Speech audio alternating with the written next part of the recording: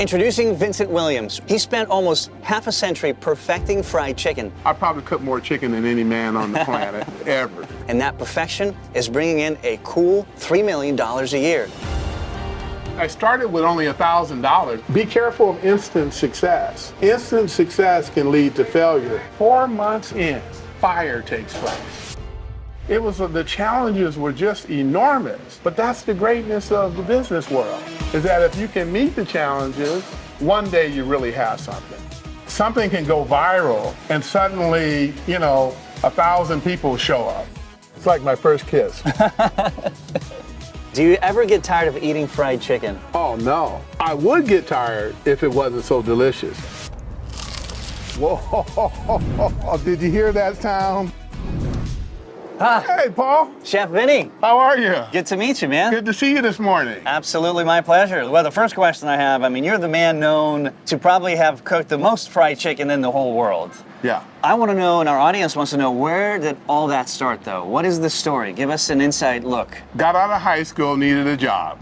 Friend called me, said his brother was in charge of a plant in Los Angeles, and they processed chicken. Well, that sounded like an okay job. I can work at night, go to school in the day. Within about 2 years of doing that, I became a warehouse manager. And at that time, I began to take travels to Texas and surveyed chicken plants and learned the process from when they were hatched to the whole process of delivery. Gotcha. That's how it all started. And I had a great mentor. I've got to give this guy tremendous respect. He was a contemporary of Colonel Harlan Sanders. And he told me one time, he said, you can either do a job and just do it, or you try to be the best at it. Mm-hmm. He said he had built a reputation of being the best in the entire region. That taught me a lot about whatever you do, you got to do it to your heart's content. So tell us about your first job. Where was it? How did you get it, right? And how did having that job help you set up for success with where you are today? Well, I started in that processing room at 12 a.m. in the morning. Eventually, I made it to the stores. One night, I went into a store of the Golden Bird, and it was packed with people. And one of the sons and I came in, and they were so far behind that he said, hey, grab that bowl. And we just started, hauling all the chicken into the fryers. That was my very first experience with it.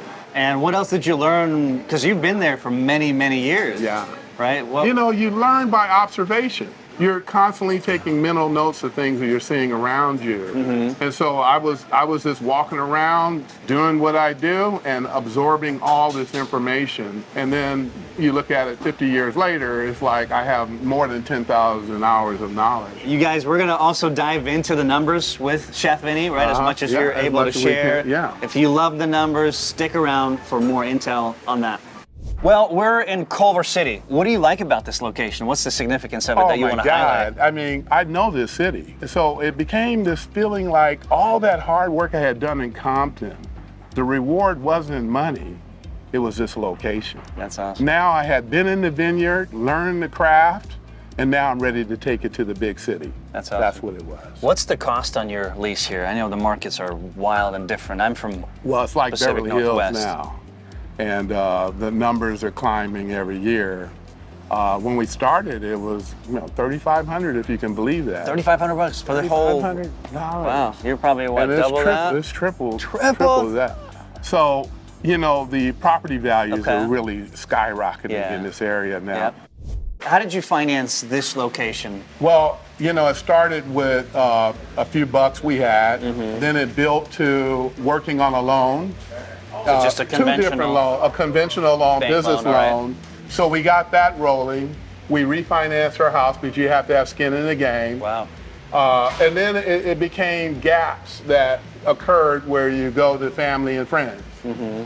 So we started having problems where it stretched past the startup of the business and it started going into where we needed more money and more money because it's amazing how much. If a piece of equipment goes down that costs $10,000, where are you going to get the $10,000? The challenges were just enormous. Mm-hmm. But that's the greatness of the business world, is that if you can meet the challenges and exceed the challenges, one day you really have something. I know that there's people watching that don't have any money. They want to start a business. They believe a brick and mortar like this is the start, but they don't start because there's no money. And that's smart.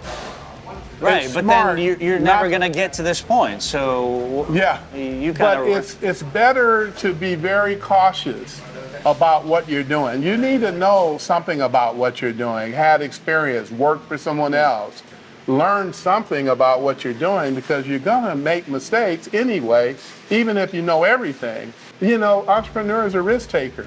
They're the ones that throw themselves in the middle of the ocean on a night off a luxury liner and throw themselves in the middle of the ocean and say, I'll find land. Yeah. We live in a society of instant gratification. Yeah. People want gratification instantly. It doesn't come instantly. Sometimes it could take 40 years. Are you willing to wait 40 years for your gratification to come? That's my story. We do the crazy things, and like you said, we figure it out later. There's a lot of truth to that. All right, Chef Vinny, we always enjoy doing Blitz. Think of it as a game. You got 10, 15 seconds to answer these quick questions.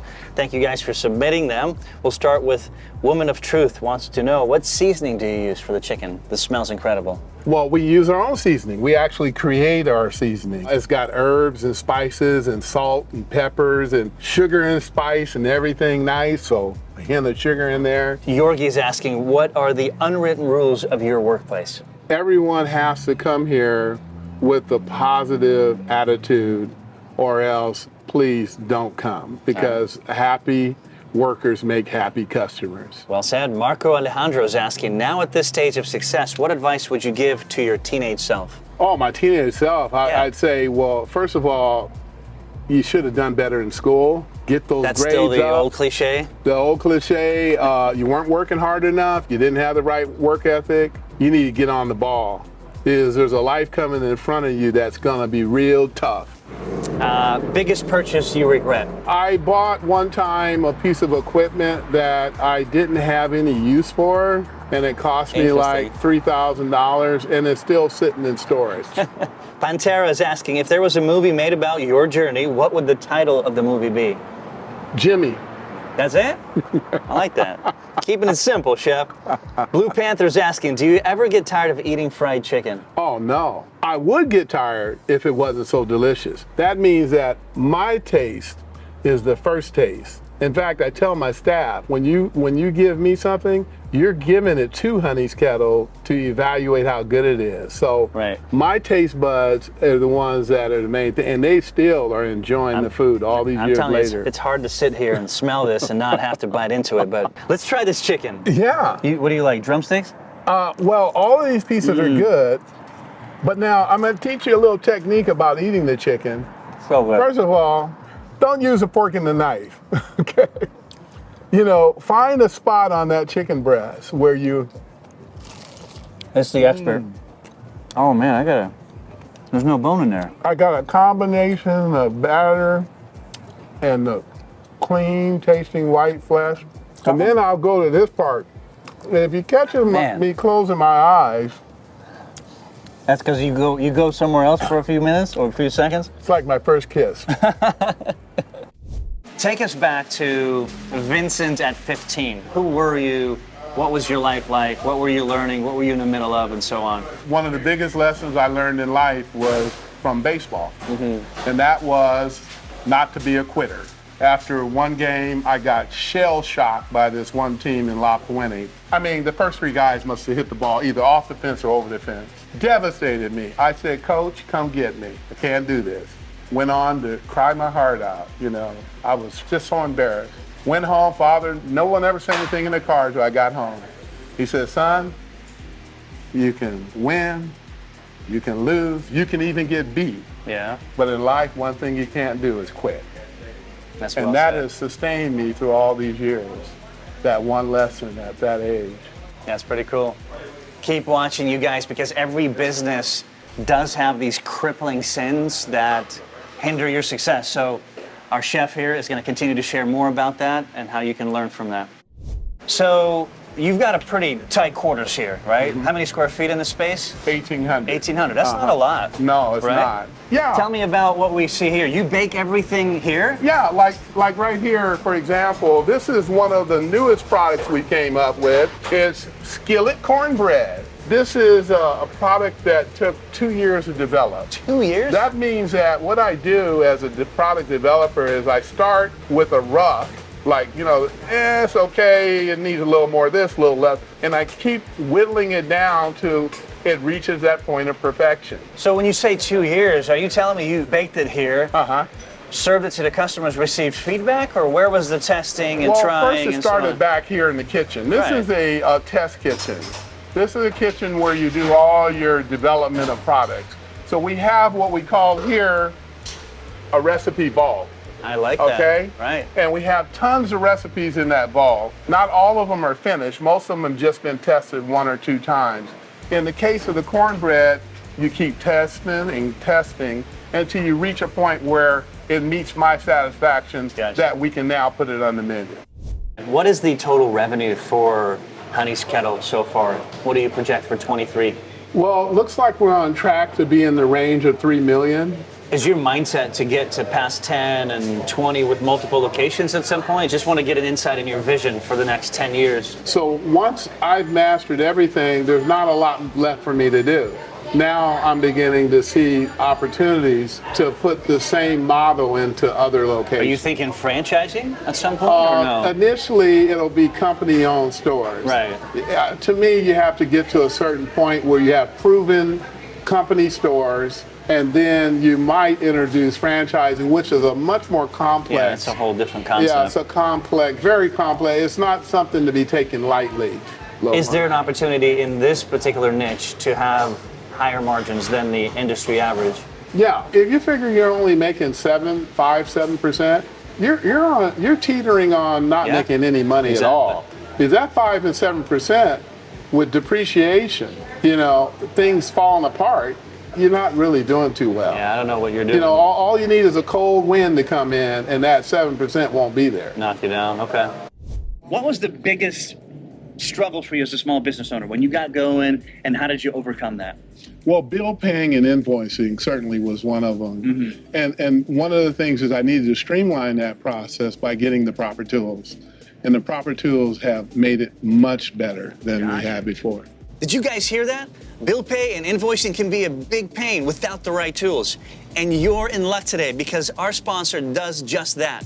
Melio is an online payment platform for small businesses that helps solve problems just like the one Chef Vinny experienced. Say they needed to pay their food supplier with a check, but they wanted the protection and favorable terms from using a credit card. With Melio, they'd be able to use a card to pay for their ingredients while their supplier received a paper check. This is a great opportunity to maximize the business cash flow and start gaining points on your business expenses. Melio lets you use the payment method convenient for you while the vendor gets paid as they like, a paper check or a bank transfer. Melio integrates seamlessly with QuickBooks and Xero and imports all your info so you get an easier, quicker payment flow. Use the link in the description below and try Melio for free by simply scheduling your first payment. Simplify your bill pay and keep your business on track with Melio. So who's the man in charge right behind you? And this is my son. What's going on, Trent? Hey, what's up? How you guys doing? Mr. Trent Williams. Trent Williams, all right. How long have you been working with Dad? I started when I was 6, so I've been working with him since I was this tall. Dude, you're starting early. I'm taller than him, and I've been working with him. That's cool, dude. What were the biggest challenges that you faced initially with opening up this location for Honey's Kettle? I started with only $1,000. I really didn't know how we were going to raise the money to get it done. $1,000 deposit to get the key. From there, we refinanced our house, borrowed money from family and friends, et cetera, et cetera. Got it open, took 18 months. We were paying a whole bunch of bills, and that 18 months. Not running a business yet. Not running a business. Just prepping, building. Yeah, and then of all things, 4 months in, fire takes place. What? A contrary kettle caught on fire. But no fault of anybody, it's just a faulty piece of equipment. Fire department put it out. Smoke killed the place. Had to rebuild it. I'm thinking the insurance company not going to pay it. I was on the floor for about 3 hours on the floor saying, how could this happen to me? And so, you know, what we think is the worst thing that can happen to us might actually be the best thing that could happen to us. Boom. That's the moral of the story, is that it could be the best thing that happened to us. Well said. What was the initial cost of setting up Honey's Kettle here? Just give us a 30,000 feet overlook. Well, we started thinking we were going to come in at a budget of about 400,000. It was over $1 million, because what happened was, if you don't have all the money in your hand at first, there's delays. Delays are costly. Construction shut down. Time went by. Rent had to be paid. The loan I got one loan got ate up by servicing the other loan. So it just kept creeping up and up and up. But what I thought would come in at 400,000 was closer to $1 million. What's the lesson learned? How would you do it different today? The best way to do it is to have the budget in your hands before you start, with contingency money. That's the ideal situation. It's not necessarily the entrepreneurial way. Entrepreneurs, they just do crazy stuff and figure it out later on. But when you start to get the experience, you wind up saying, if I had all the money in hand, or I had access to the money that I didn't have, that's the best way. That way keeps your heart beating good. But you know, like I said, I started with $1,000 down. That's all you had. And I have to tell you a little secret. Yeah. The check bounced 3 times. Microphone. So with this location, you were kind of empty pocket guy. Yeah, the Compton wasn't working. What were you thinking? I mean, but where were you thinking you were going to get $400,000? Well, let alone $1 million, which is what it cost. I don't even know where that came from, actually. It just was little by little. It kept creeping up. You know, I need another 25,000, another 50,000, and it just kept creeping. But the Compton store never was doing anything. But we were able to, just on the strength of our story, get a small loan. We refinanced our house. And then from there, it just kept a little bit more. Actually, in the end, my wife got a severance from her job that got us over the hump, else we may not have ever opened it. So tell us about what it's like working with family. You know, you've got your son Trenton back there, I think, doing one of the most crucial parts of the business. That's right. And what's it like to handle the family aspect versus the professional demands, right, in any other business? Right. How do you guys make that work? Well, all 3 of my kids are professionals, right? Trenton is actually a product designer. He does design work. And one of the big moments I had with him, we used to clash about this. I had this original design for the biscuit mix that we sold over the counter. And he kept telling me, Dad, I'm a professional designer. This is not looking too good. It's got some good parts to it, but let me take a stab at it. I said, Trent, no way, you don't need to do that. You know, it's fine. I like the original. Let's keep the original. Look at what he came up with. When he showed me this design, I had to let the other one go. That'll be our vintage design. But I told him we'll do that later on.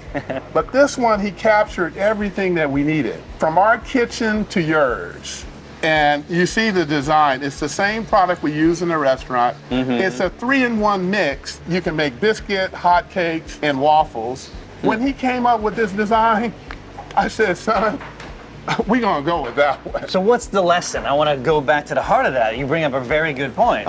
You have to step back and let him run the show. So that's right. Let's elaborate on that, how important it is, because a lot of people watching do work with their family members. Right. But it's tough. Right. Absolutely. What's your tip and piece of advice on how to make it work?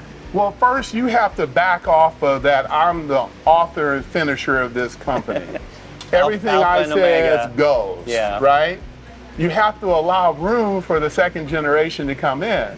But they got to prove that what they're telling you is going to work. You don't just go around changing things for change's sake. So in the case, he insisted that I give him a stab at making this new design. I said, you're wasting your time. You know, we're going to stay with the same one. And it wasn't until he started showing me sketches of this product, and then he finally made the package, that I said, oh my God, you know, make more room for him. What kind of oil are we using? I mean, it smells incredible. 100% peanut oil. Peanut oil, that's expensive stuff. Oh my God. You know, people will say, well, why are you spending that much money on oil? It's because I'm going to get the best result. Absolutely. And if I want it, the oil is part of my recipe. So if I'm going to get the final product that I want, it's all stages of that development. What's the price difference between peanut oil and then everything else that everybody else uses? 30 to 40% more. Wow. Yeah. Let's talk about paid advertising. What role does it play in your business today? How much are you spending every month? And break it down in terms of platforms that you use and the platforms that give you the best return. Well, we have a very smart, hotshot team of people that do the social media. Mm-hmm. You know, the print days are kind of over with in a lot of ways. Yeah. So we turn to the social media team headed by my daughter. And that's where we market. That's where we introduce new products on TikTok, Instagram. We always have fresh and exciting new content coming up. And they basically can work without us. So it costs us a couple $1,000s a month. Couple $1,000? Okay. The way I look at Instagram and TikTok is that they're like the old word of mouth on steroids. Mm-hmm. I mean, something can go viral and suddenly, you know, 1,000 people show up, these pop-ups. All this stuff is a revolution in marketing. So I really believe in it. And it leads to more stuff because if word of mouth is telling everybody and then TikTok's telling everybody, then it's those individuals that are filming, they're influencers that are coming in and filming. Yeah. And it look at where I'm at, look at the chicken. Exactly, it continues to spread the word. How else do you stand out from competitors? Because obviously it's not just against other chicken restaurants, for example, right? It's the restaurants here in Culver City. Right. There's a ton of them. Yeah, you're competing for food dollars. Mm-hmm. So you're competing against whoever's selling food. And we don't want to worry about them. We don't even want to look over their way. It's almost like you put blinders on. You don't focus on left or the right. You focus on what you need to do for your business. And also when this whole advent of delivery services came about, Uber Eats, DoorDash, it was one of those things that right away we want to compete on that platform. Right. How are we going to be the best at it? One way is to deliver the food extremely fresh to everyone's door consistently, on time.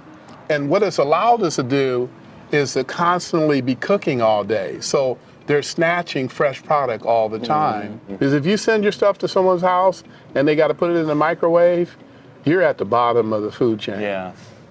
When did the idea of Honey's Kettle come about? How did that happen? Well, I wanted to get a name that would be the greatest name for chicken. So I came with the name Honey's Kettle, and my wife thought it was a great name when I came home. Excuse me. And then all the other things was like fitting it into a one piece in a puzzle, and you get one little bit of design, another piece goes in. Next thing you know, you got a full picture of what you're trying to do. So from idea to actual realization of it, how big is the time frame? It took us 10 months because we had lost our franchise. The franchise, we had to take the sign down. Yeah. All images of the Golden Bird were taken down. Yeah. So I needed to convert it. But I said, don't rush into it. Take your time and get it right. Let's say I want to open up a restaurant in this industry. Would you be in a position then to say, Paul, you need to go work there first before you do that? Yeah. Because the flip side of that is I have a lot of resources I could go and look at, read without having to work. So how do you see that with what you know now? Well, you almost think that every industry has people that are apprentices and those that are the mentors. Right. So in the case of a restaurant, I mean, what better place to be than to work in a restaurant? You need to learn about the restaurant. It can't be something you just do well at home with a passion. You bake cakes. You got to go out there and do some cakes and have people sampling it. So it's more than just a notion when you think about getting a restaurant. More than just textbook knowledge, obviously. It's just an amazing life experience, restaurant business. So many moving parts. And now you can't learn from just reading a few chapters of and you got to get enough volume. You can't have one or two people coming in. You got to be able to count on people coming in every day throughout the whole day in order to make it all work. Right, okay. Yeah. Wow, so how many years total from when you got this location and when you first started working? What's the time frame? It was from 73 to 2023 is the total amount of time involved, from one being an employee for 10 years, and I've been an owner now for 40 years. Yeah, wow. No wonder he is known as the man who's probably fried the most chicken ever, right? You come close to that title pretty well. Would you remember agree? Mike Tyson saying, "I'm the baddest man on the planet." Well, I probably cook more chicken than any man on the planet ever. That's awesome. And the question I have is about franchises, right? You started your own thing. Yeah. What about franchises? What do you want to tell our viewers as opposed to, that option? I would say the franchising is more proven. It tends to work better. That concept on the surface works really nicely. But when you get into it, there's a lot of problems.